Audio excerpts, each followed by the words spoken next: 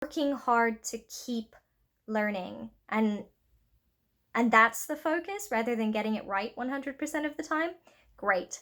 Also, so 2 more points. Being racist, like being a racist person, being a bigot, is worse than being called a bigot.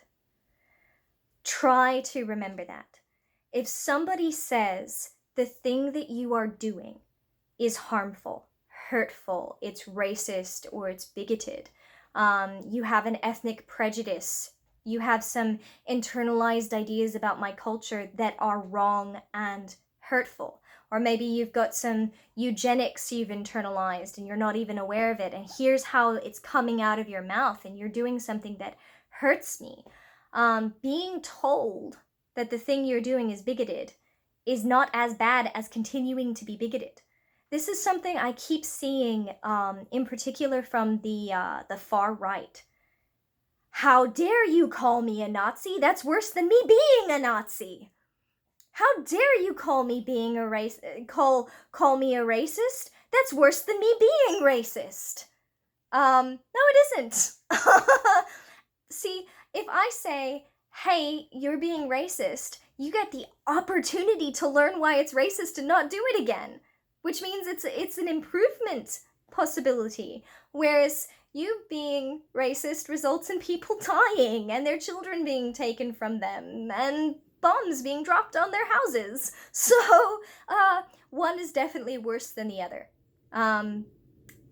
Anyway, lastly, if you really do love something, because that's one of the ones I keep being told, but I love it. I love Day of the Dead, so I really want to participate. I love it. Okay, if you really do love it, 1, seek to learn more about it, and 2, seek to save it.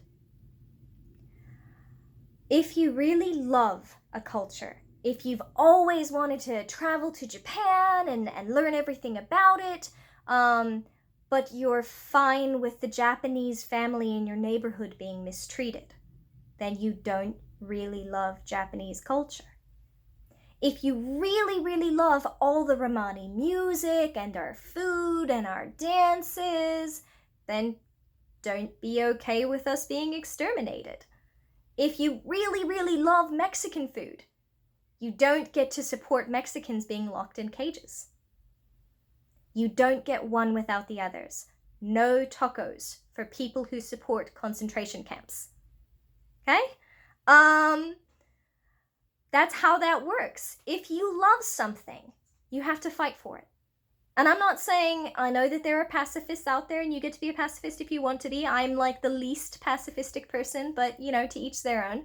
Fighting for it can be supporting legal initiatives. Right, your version of fighting for it can be voting for politicians that don't want to exterminate them and not getting mad at someone if they're upset if you do. I guess my best example for this is you don't get to say that all Mexicans are rapists and thieves and murderers and deserve to have their children taken from them in concentration camps and still celebrate Cinco de Mayo. You don't get to have both. And that's basically my presentation. I think I went over by like 10 minutes. I'm sorry. You're at 5:30. Okay. So that's it for me. Does anyone have any questions?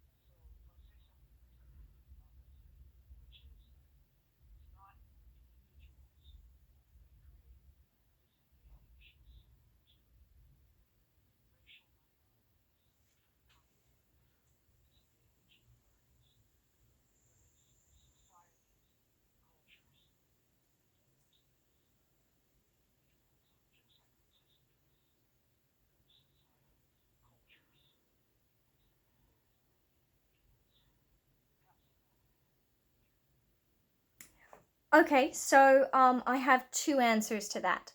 Trump is absolutely an individual. Um, and yes, he is the product of a society.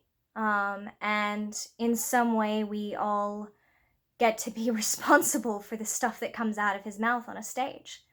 Um, but when we continuously hand the mic to certain individuals, then yeah, they're still responsible for the bad things they do, even if they are the product of the society that created them. Um, but also, for enabling them. We as individuals are responsible if we enable them. And then secondly, I think that it is both possible for me to be like, hey, I get it. You grew up in a dominant culture that taught you to be entitled and taught you to not recognize your privilege and taught you that you have the right to everything from the land you're standing on to the water from their reservation to the costume you pick up in Spirit Halloween. So let me teach you better. And then you as an individual have the opportunity to say, okay, well, do I get to blame the forest or do I get to be a single tree? Do I say, you know what, no, I'm going to stand with the crowd and keep my blinders on, or am I going to step out and do better? And then it's absolutely that the onus is on the individual. Until you have that moment of opportunity, you're right. You're acting in ignorance necessarily, not malice. But as soon as someone tells you there's a better way and you choose not to take it, it's not ignorance anymore, it's malice. Well, it's malice or it's apathy, which is or it's malice or worse. it's apathy. And Ian, my partner behind me, is like, well, it's either ignorance or it's apathy, or malice or apathy, and which one's worse?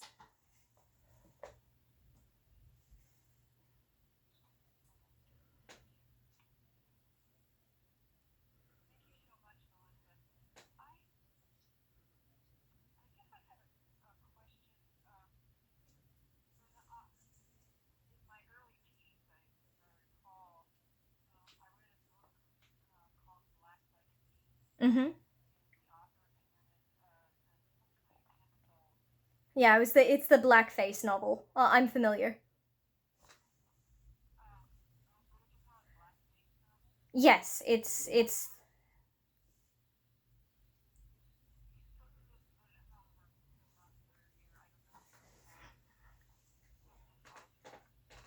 Mm-hmm.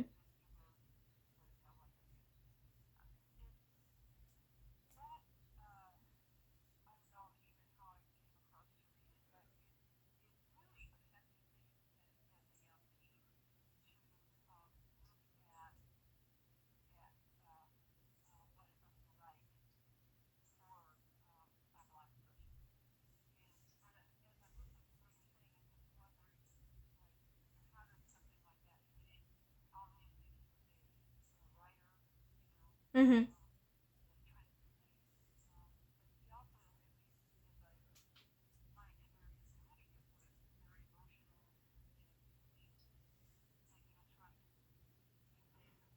Yes.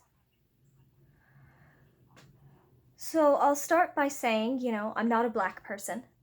So please take my opinion on this with a massive grain of salt. Now, I am familiar with the book specifically from reading articles by black people about why they had a problem with it and about how there were people who listened to them about the horrors that they faced in everyday life and helped them and believed them without having to wear blackface to believe that they were telling the truth about what they went through.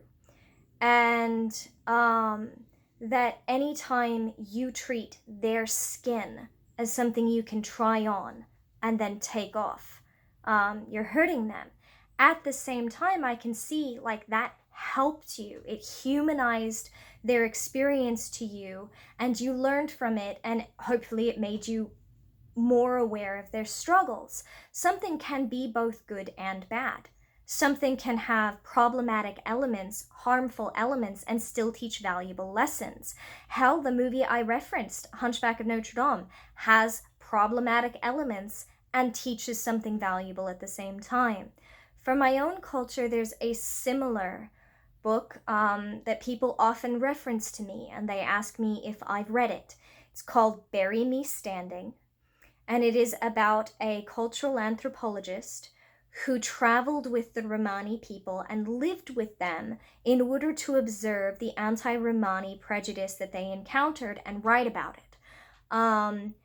And as a Romani person, I can read that book and say, okay, one, this person gets to leave. They get to go home to their safe environment. Two, they could have just believed us when we said that we went through this. And three, they really badly misportrayed my culture in several places and were absolutely anti-Romani themselves through large chunks of the book. At the same time, I keep encountering people who had no idea there was anti-Romani prejudice in the world until they read that book. They had no idea how hard it was, they had no idea how bad it was, and never would have if the book hadn't been published. There are no easy answers to anything that is this complex and affects human lives so drastically. So I guess my best answer is a thing can be both good and bad. And in fact, most things are. And in fact, most things are.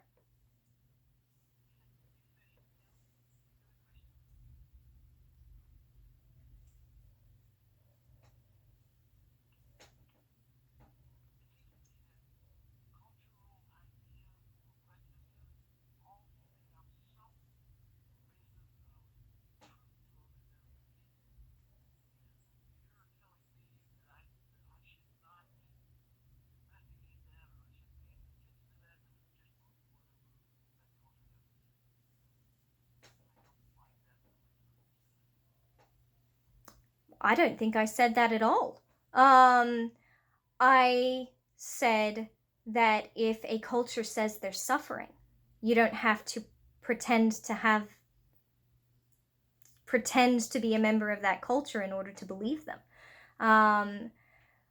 If a person says, hey, when you lock me up in a concentration camp and take my child away from me and then send me back to die, that hurts me. You don't have to go lock yourself in the concentration camp to decide that those concentration camps should be torn down. If a black person says, hey, our kids are getting slaughtered in the streets and they're dying and we'd like that to stop now, you don't have to put on blackface to go, hey, maybe we shouldn't be shooting unarmed black people in the streets. Saying that there are cultural elements that you can perceive and that lead to cultural stereotypes is one thing. So for example, the Romani have a cultural stereotype of being con artists and thieves. That's very, very prevalent.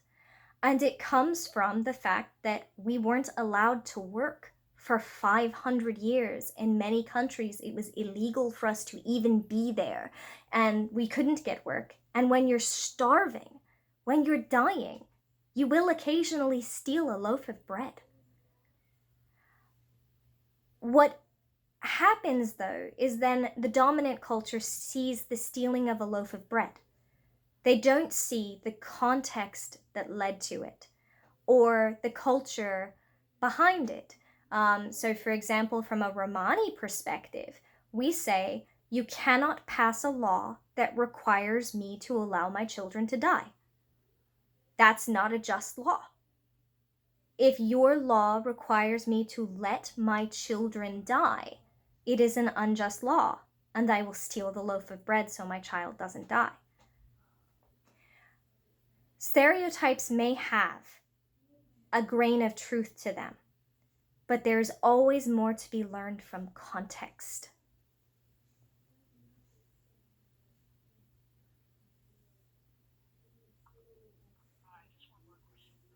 Mm-hmm.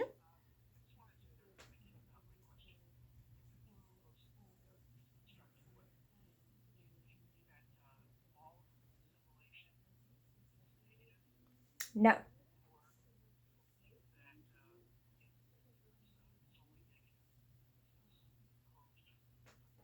Correct. I think that there are things I really love about American culture, and that I'm really blessed to have encountered a lot of it.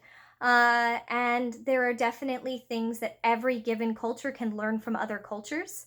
Um, there is, and I guess imposed assimilation prevents healthy naturalization. There is natural sharing and natural assimilation that occurs in comfort. And then there is imposed sterilization dressed up as something natural and healthy. Line dancing. Yeah.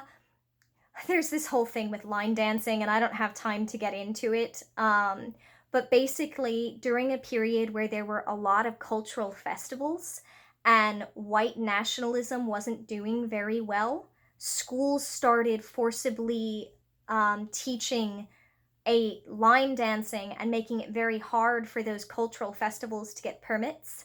And that's forced assimilation. That's, we don't have enough nationalism, so let's not let these cultures have their cultural day where they were sharing their culture and inviting people to come have their food and do their dances, and instead all teach kids to dance the same way. The healthy version would be, we get to have our festival and we get to come to your house and have Thanksgiving with you, and then you get to come to our house and have Hanukkah with us, and then we all get to shop at the same shops, and they carry something for all of us, and we're all American too. That's healthy naturalization, not do this or else.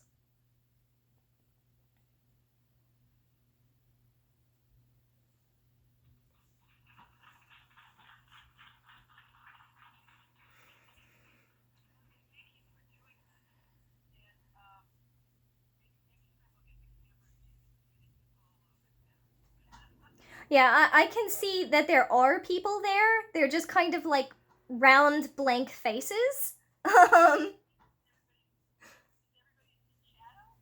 No, I can see sort of just blurs instead of details. So,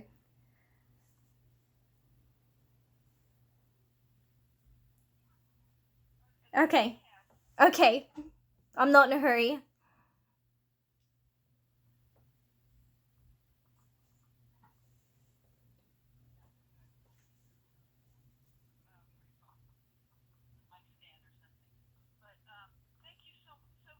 Thank you for having me.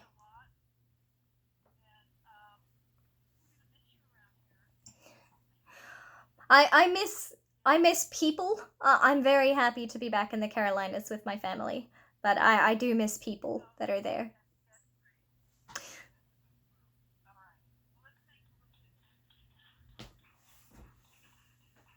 All right. I hope you all have a wonderful day. Thank you for having me, and I hope that you'll keep this in mind for Halloween this year. All right. Bye.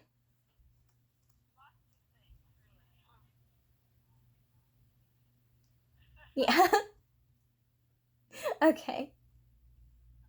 All right. Bye.